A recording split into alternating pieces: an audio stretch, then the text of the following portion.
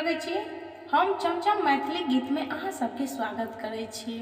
आई हम एगो चैतावर कहे छी, ऐसे चैतावर शुरू भ गेल। सब गोटा मिल के देखब सुनब। हमर चैनल के सब्सक्राइब, वीडियो लाइक जरूर कर दीजिए। चैत शुभ दिन माँ, चैत शुभ दिन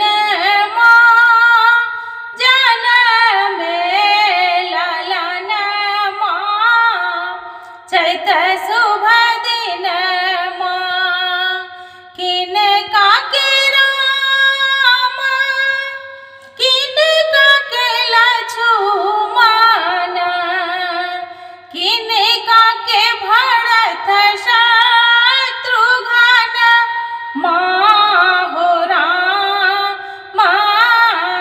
चैत शुभ दिन माँ, किनका के भरत शत्रुघ्न माँ हो राम।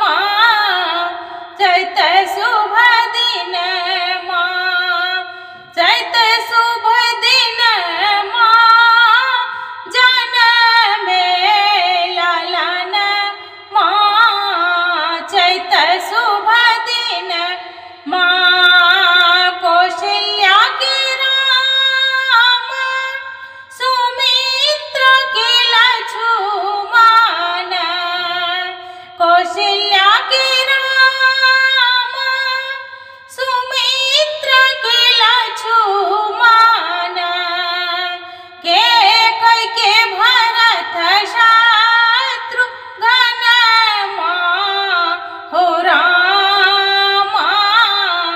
चैत शुभ दिन माँ, चैत